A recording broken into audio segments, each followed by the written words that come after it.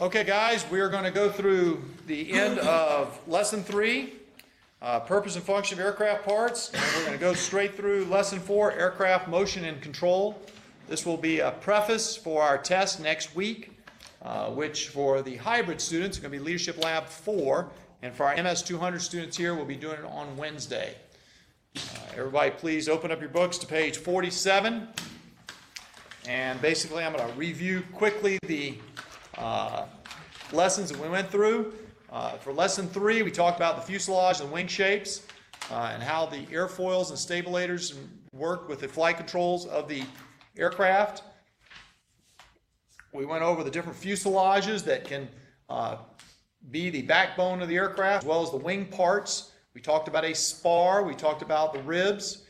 We talked about the wing size for fighter planes, just like some of the pictures here we have on the side of the wall. They can be smaller than with big, larger cargo carrying planes.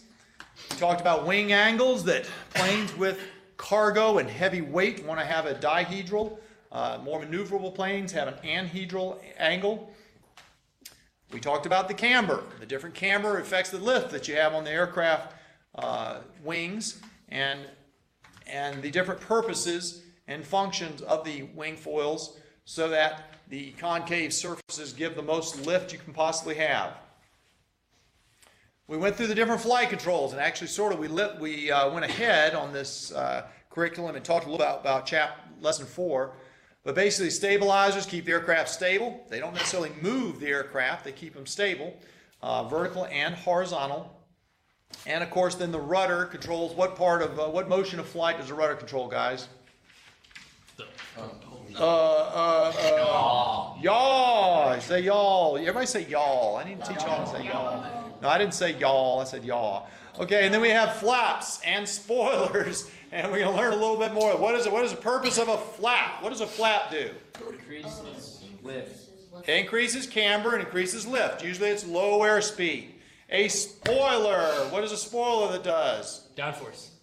Downforce increases drag. Exactly right. So a spoiler will pop up and it'll increase the drag on that wing. Damn. And a slat is a movable hinge part that generates more force on the wings. These are huge wings. You don't have these on fighters. You just have these on the big ones. We talked about airfoils and the movement across the airfoils with the flow of air. And we're now into propulsion. Okay, propulsion. We remember when I started talking about the actual birds, and people said, "Oh, I thought you fly by flapping the wings." The birds, the flapping of the wings is not the miracle of flight, but the flapping of the wings is what? The propulsion. It's not the lift. It is the Thrust. thrust. Yes, thrust. Somebody said thrust. The flapping of the wings is the thrust. Yes, sir. Okay, good. And so really, the miracle of flight, the lift, the Bernoullis, is not the flapping of the wing.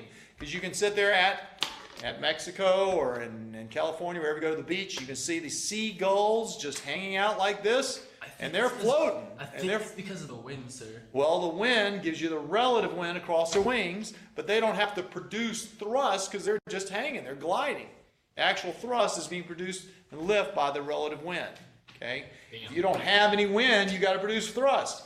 How about this? How about when we had Jimmy Doolittle in World War II put old planes like this? Remember, there's a picture of it. Doolittle's raid right there on the bottom left. He actually put large, big B-25s on aircraft carriers, and he shot them off of there. What kind of thrust did he have to get off of an aircraft carrier? A big one. Gabriel. I'm not exactly sure how it works, but like a cable that kind of throws the plane. Well, the answer is yes. And let's see, I'm trying to move the pictures around so we actually can see the there it is. That's the one. That's the one there to be. What happened was, and this had never been done before. There's a picture of him actually being shot off of a aircraft carrier. This is right after Tokyo. Right after bombing of Pearl Harbor. But his aircraft was a propeller aircraft. It wasn't designed to be shot off of a aircraft carrier. So what he did was literally stand on his brakes and put his plane in 100% power and then released his brakes. Does that mean he can take off in 200 feet? Yes. What else helped him on an aircraft carrier? The wind. Relative wind, yes. Man, you're amazing. The aircraft carrier turned perfectly into the wind, just like a glider, perfectly into the wind, which gives you enough relative wind across the airfoil so you don't have to produce. He didn't have to produce as much thrust because the aircraft carrier was moving into the wind, and then he got shot off of it, and he was able to take off in a very, like 300 feet, 200 feet of runway space. Yes, sir. What if he didn't go? He would have died. He was on blunk, died, and the picture wouldn't be on the wall anymore. But I tell you what, Jimmy Doolittle was a lot like Chuck Yeager, an awesome, very brave, great, cutting-edge aviator that did not die. Did he know? He was very lucky in many situations. Did he know it was going to work? They practiced, but they didn't know till they got on. And the reality is, he actually practiced on small runways, but he couldn't practice on an aircraft carrier turning into the wind at 40 miles an hour and going in the middle of the Japanese Ocean. He did it. And guess who the first person off the runway was? Jimmy Doolittle, the leader. How many of our generals today, Army, Navy, Air Force, are the first to lead the fight? Like 4. He was the first to lead the fight. I think there were 19 others. I think there were 20 planes behind him, 19 others behind him. So that's not bad. That's not bad. Okay, so the bottom line is with propulsion, we have different ways of creating propulsion. One of them is called propellers. Okay, propeller is also a airfoil. It's just like a wing. Okay, blades experience low and high pressure areas when producing lift. Well, actually, on the top of page 49, we talk about designing a better propeller. This is a huge innovation. Top of page 49. I don't think I have a slide of it. No, I don't. One thing that is really amazing when you go out and look at the Cessnas that fly over Prescott a lot, the simple planes have fixed propellers. But after World War II, I guess it was in World War II, somebody got very smart. And when you're talking about big propellers like this, they decided they're going to have variable pitch. You know that pitch is how the airfoil hits the relative wind. And so instead of having a fixed propeller at higher altitude, they had a different pitch than a lower altitude. When you're heavy and you need more thrust, you have a different pitch than when you're light. And so the advanced planes, actually the turboprops is what they're called, have a variable pitch propellers. So when you're actually flying a plane, there's another control where you adjust the propeller to optimize the efficiency, lower the expense of the fuel, and give you more thrust. So it talks about there on top of page 49. That's a pretty neat innovation for propellers. They're not as simple as you think. Turbines, jet engines, higher speeds than propellers. You go supersonic real easy. Turbines are basically airfoils inside of a big can. And let me see if they actually have a picture of it. I have a picture of it. We'll cover this later on. But basically, in that F-16, the picture there, his actual engine is right underneath the pilot. And they have different stages of airfoils inside the engine. And I think, 18, 20 airfoils go from big airfoils to small airfoils. And they basically depend on the oxygen. You put oxygen and air in there and you blow it up. Does anybody know what an afterburner is, by the way? Does anybody know what an afterburner is? What do you do? What do you do with the afterburner? Yes, sir. You turn it on and then you go really, really fast. You turn it on, you go really, really fast. That's true. But how about this? When you're driving a car, does your exhaust have any oxygen in it? Does your exhaust from a car have any oxygen in it? No, sir. Yes, the answer is yes. It's not perfectly efficient. It doesn't burn up all the oxygen. And so the same thing with any kind of engine. You don't have perfect burn up of oxygen, so you have some oxygen left. And basically what an afterburner does is that you take the exhaust from the turbine engine and they throw in raw fuel and have a controlled explosion to burn every bit of the leftover oxygen from the combustion. And it is a big kick in the pants, big kick in the seat. And you have different stages of afterburners. So you go into 5 stages, you put it in full afterburn, you go click, click, click, and you actually see the plane slow down and their speed. And so of course, the afterburner burns pure fuel, dumping it in, and it burns up your gas really quick. So an F-16 like this that has all the tanks and stuff like that on it would not last very long in afterburner, but it's good for dashes. Ramjets, this is your generation. This is what will fly from Los Angeles to China in 30 minutes one day, I feel certain. Ramjets is a high technology, futuristic engine that goes well past the speed of sound, and they're trying to design engines that will be going as much as 5 times the speed of sound. They are not quite there yet, but idea is they're lighter and much simpler, and they're much more efficient in going supersonic. They're not designed to carry passengers from here to Texas. Ramjets are designed to carry people from here to Australia. Rocket engines. Mixing the oxygen with their fuel, solid propellant. Doesn't burn until ignited. Rocket engines, I always talk about rocket fuels. You could technically throw a cigarette in a bunch of rocket fuel and it'll never explode because it's not under pressure. Okay? Rocket engines go very fast. Matter of fact, let's have a different thing here. One of you cadets asked me about what is the fastest plane in the world. What is the fastest plane in the world? Good question. I actually looked this up here. Gee, what was here's a trick question. What was the fastest plane in 1903? Cadet Moore. What happened in 1903? Look behind you.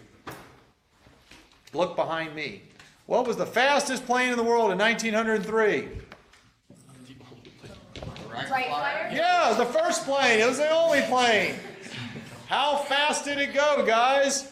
Faster than any other thing. About 6 miles an hour, okay? That was the most amazing fast plane. I told you it was a trick question.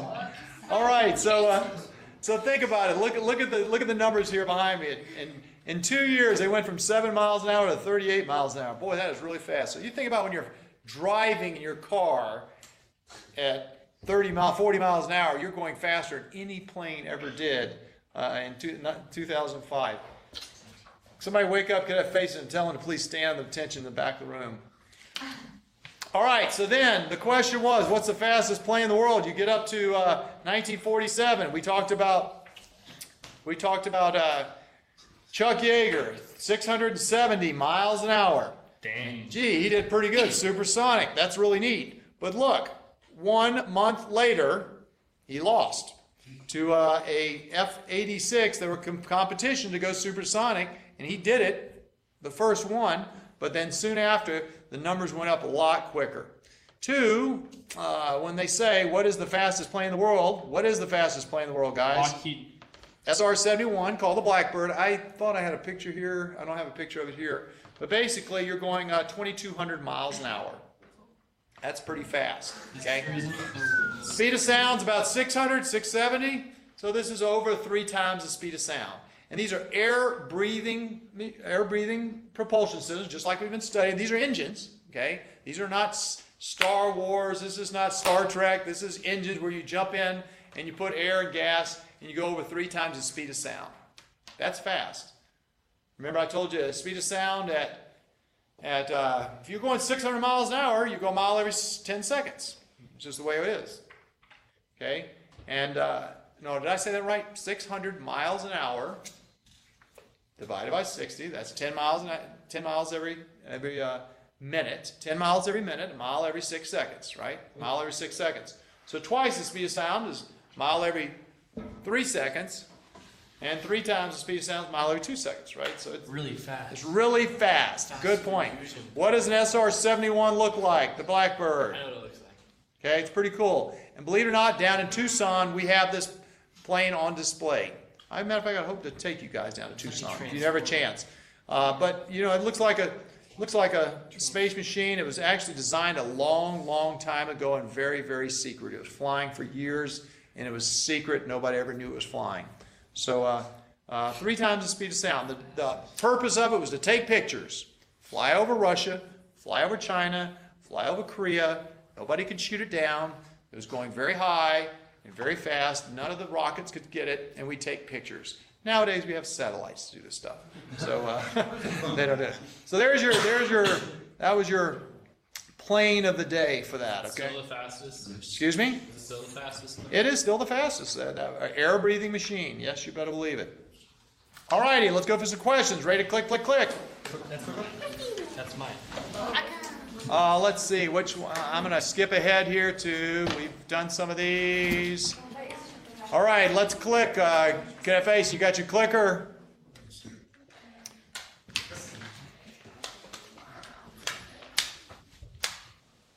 All right, low airspeed, go. Remember, I do a dance if y'all get them all right. Fat chance. Fat chance, let's do it. What is the answer? What airfoil? Just guess. We just talked about this in the review.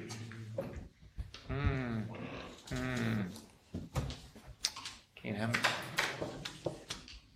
Gee, how did we do? Gee, if this was on the test, what would be the answer on the test? Concave. Concave is like a cave, right? It's curved, okay? Not what I put. All righty, let's rock and roll. Which can move? We talked about this. Okay, guys. Okay, guys, let's get Colonel Peebles to do a dance in front of all of YouTube. I gotta have my Jimmy Buffett songs to do the dance. Let's do this. Let's pump it down for a second. No. All right, yay! Good job, good job. We're getting more of it. All right, how about this? All right, well, at least we're learning. Maybe I should raise my hand so we don't cheat. So y'all really want to see me dance? You can't see my head? Oh, look down here. Okay.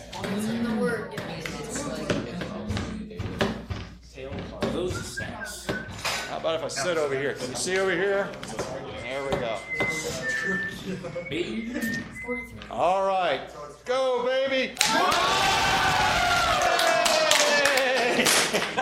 Okay, I got to have some Jimmy Buffett songs here to dance by. Dance the child. All righty. So let's see. What do you want me to do? You want me to dance the tango? Dance the Charleston. Or the Charleston? Or Charleston. All right. Do the chicken thing? You go on. Do the chicken thing? Charleston. Oh, the Charleston.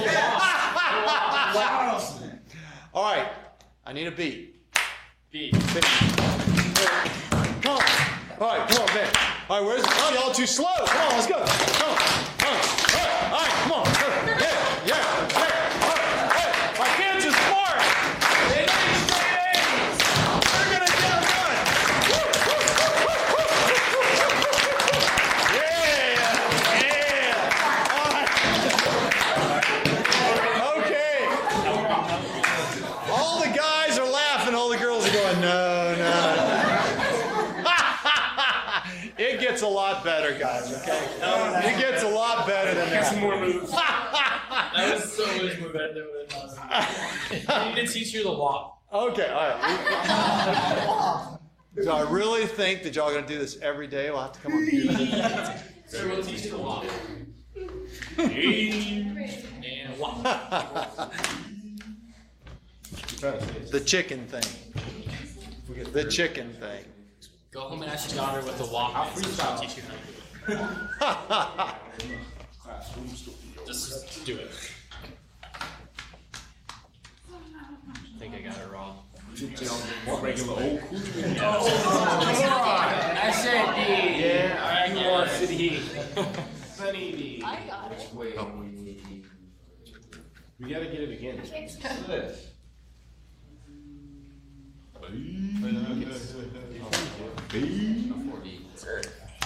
Group participation to make the Colonel dance. I need to dance in my short sleeves on. My pits are starting to sweat here when I'm working. I'm working so hard to keep my students entertained. Oh, flats! Absolutely. Good job.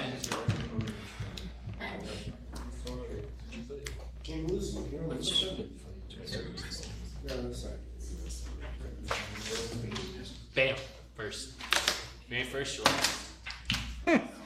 Oh, so we're gonna have races. We can have races on the correct answer. But no, sir.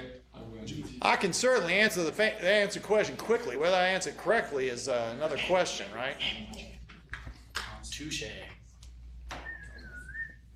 Please. See? Gray to the left. Gray to the left. I was right too. Bam. You want me to check your answers now? Not like publicly, but. Look at gate. Peer accountability. Publicly check the answers. I think that's a good idea. Your shoes are so cool. It stopped recording, I think. Does it say record? No. It says. Exmer. Wow. Yeah, I don't think it's recording it either. So we didn't record any of that. No, I recorded that. You know what? You're saying my dance broke the thing. Broke my skills. You broke it. All right. Lesson 4, guys. Lesson 4. Aircraft maneuverability, motion and All control. the memory card's full. Memory card's full. We'll pull it out and put this in, please. Okay, we're going to lesson 4, please. We have already done this, so I could probably almost go to your questions because you guys are so good. Yeah, let's do it. What's that, sir? Is that a picture of a star? What? Your desktop photo. Actually, it's a picture of a hummingbird nest. Is it really? Yeah, we had a hummingbird nest right near where I live. Thank you. He has the best shoes on right Sir, what's the closest you've ever been to a hummingbird? Yours are nice. We've held them. You feed them, and they come into your hand. They, on my lap. I almost had it sit on the star. That's it. Works out. Back when I lived in Come on, mister. Dead face, and you can sit down. I want to stand up. Okay, good idea. Good idea. Keep your blood flowing. Okay, guys, aircraft motion and control. I got this. I'm independent. How about page 56, axes of rotation? Gee, does this look familiar? Yes, sir. We have done this before. How many rods into this? Just take a screw on it. I think 3. Somewhere around 2. Sit down. Is this, This is like what this is kind of hard to do, I know. We don't need 5 people doing it, okay? Why we can't have these things. You just got a couple of people. There we go. It helps it if you put it in the correct position. Was it in the wrong place? Yes, there's a place that you put it. How about aim it, please? Turn it on. Okay, guys, we're going to talk about the flaps, slats, spoilers, the positions, the axes of rotation. We have been through this. What are the 3 axes of rotation? Someone. This is called... No. And thank you very much. Try again there, Cadet Hoffman. This is not yaw. Pitch. This is called. And this is called. Think about it. In South Carolina, we say y'all. Y'all. All right, so what controls these axes of motion? So if it is a yaw, what controls this? A rudder controls a yaw. What about a pitch? What controls a pitch? The rudder. horizontal. The flaps. The rudder does the yaw, okay?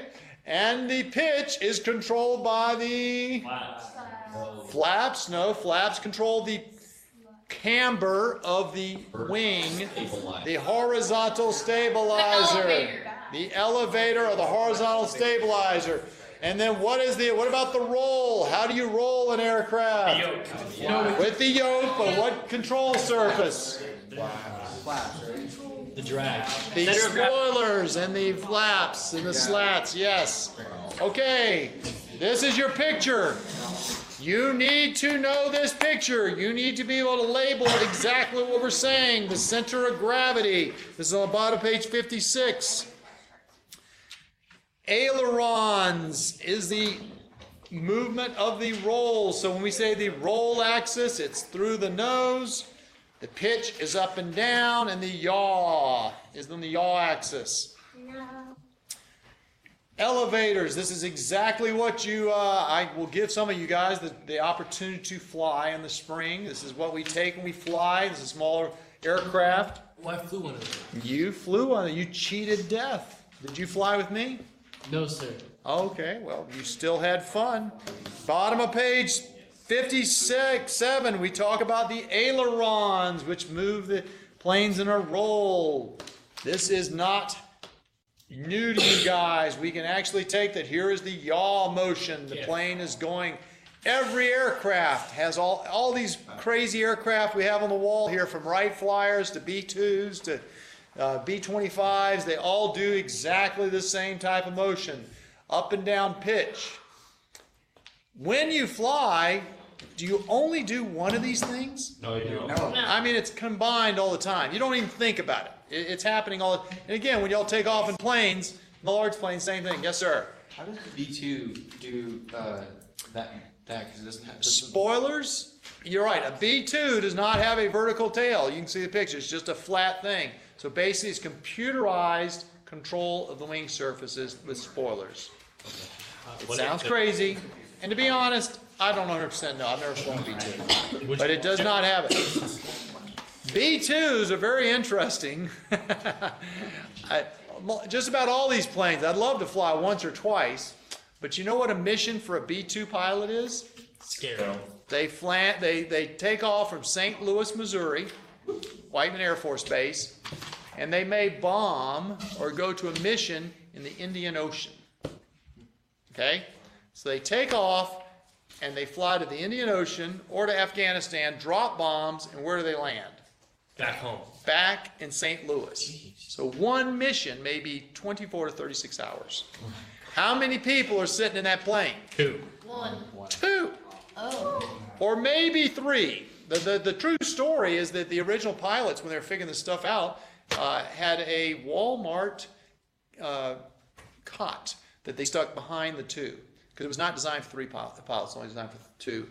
And so they had to have 3. So you sit that close to somebody for 36 hours. That is a lot of fun, huh?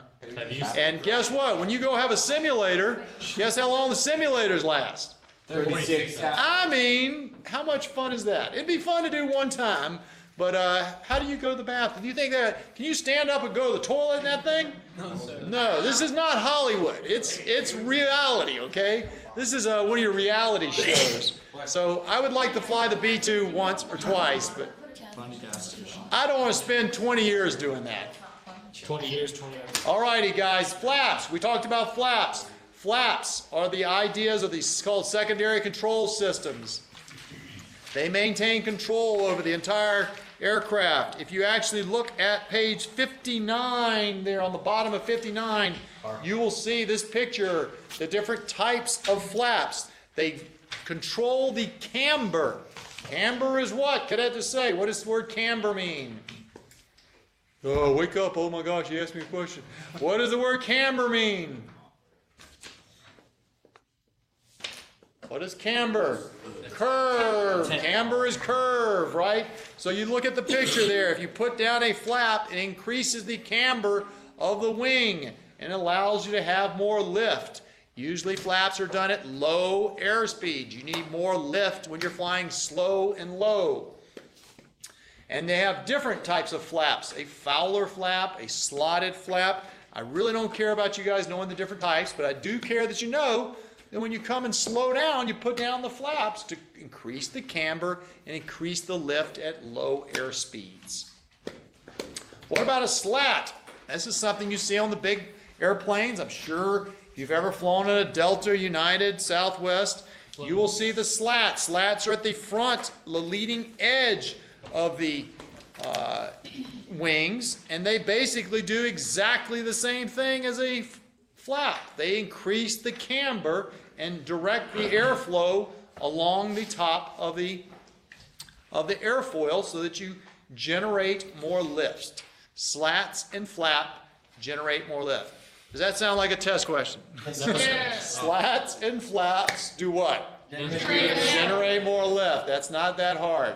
All righty, let's have some questions. Let's rock and roll. Ooh. All righty, let's say, are you guys rookies? Sir, how would we get this one right? How would you get this one right? By answering it before anybody else. But you're too slow to do that. You're You're way supposed to press the button more than once, guys. Who's number 47? Who's number 47? Raise your hand. Okay, make sure you answer a question there. All righty, spread all over the world here.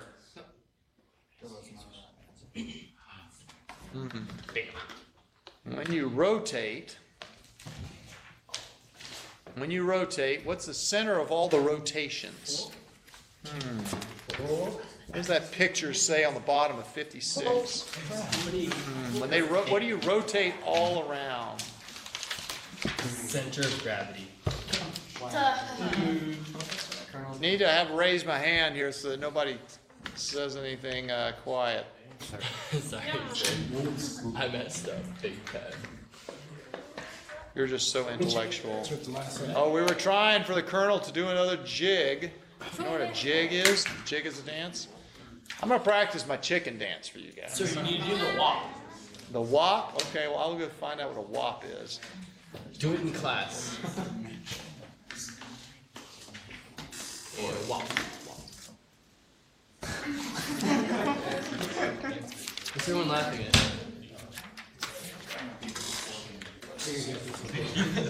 Twerking. Apparently you should twerk. Oh. All right, quiet. No talking.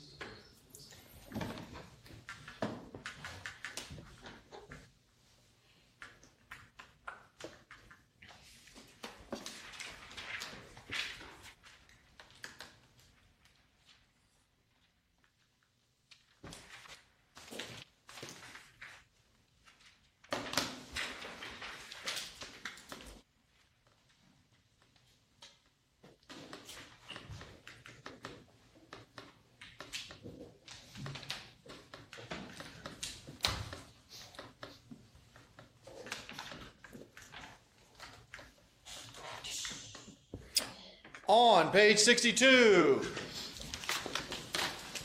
if slats and flaps do what? What do slats and flaps do? Generate lift, produce lift. What do spoilers do? Generate drag. Yes, without a doubt. They slow down the wings and slow down the aircraft to help you in a rolling motion.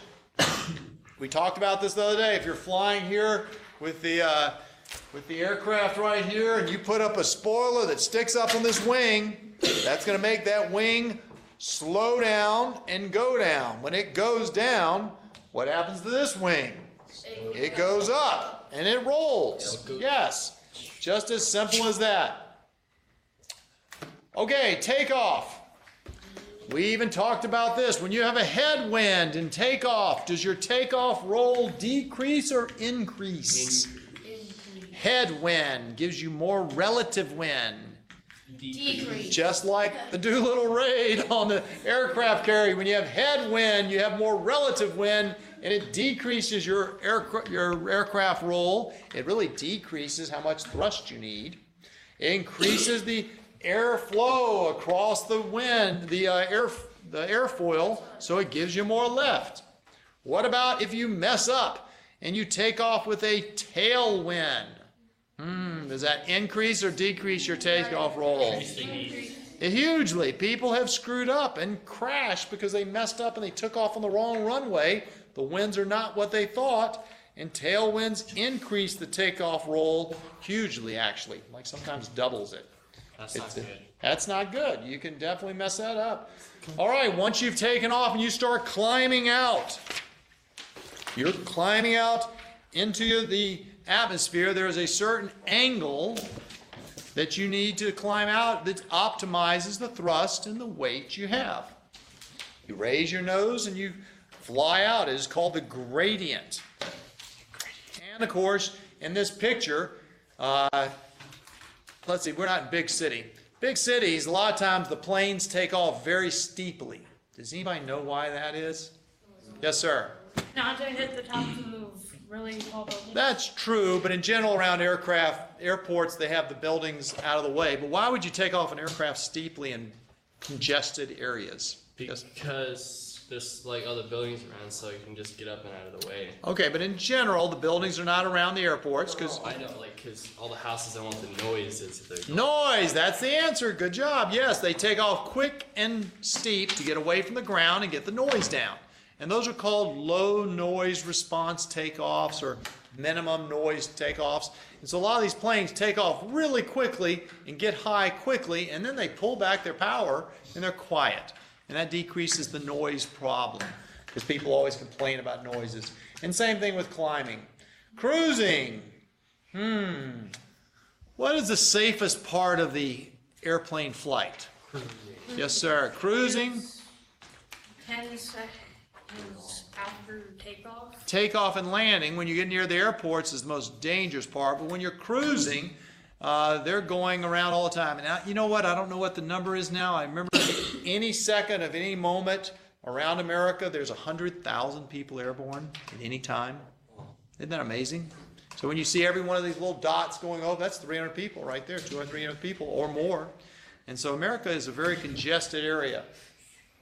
All right, descent and landing. When you come and descend and land, how do you descend? Slowly. You slow down and you put your nose down. And if you need to increase the drag, what do you put out? Spoilers. And then you get low and slow, and then you're slower, but you want to increase the lift to land. What do you put out? Flaps and slats. Flaps and slats. It's just like that plane right there. You can actually see in the shadow, those are flaps sticking out right there. See here, the flaps right here?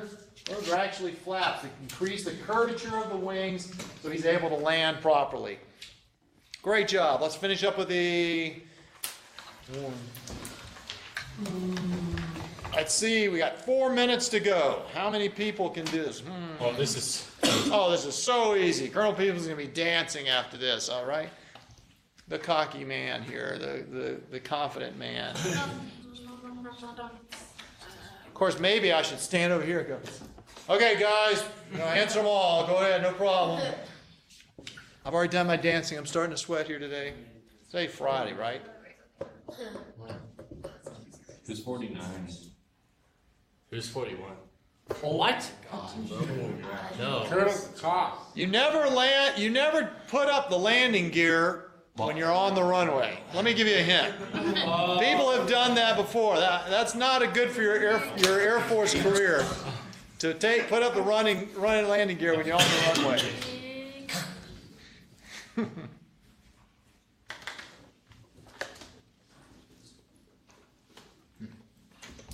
We just talked about this. But I don't remember it, sir.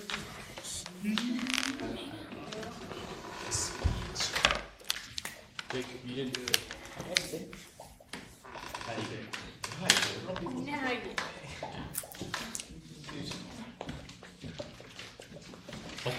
Secondary, slats and flaps and spoilers. How many people? I put primary. Alrighty, so this concludes lesson 4. This will be your prep. I actually have online, quiet. I actually have online a review of lesson 1, 2, 3, 4 in video, which will be uploaded on Thursday. And your tests are that next Wednesday for the military studies and next Monday for the hybrid.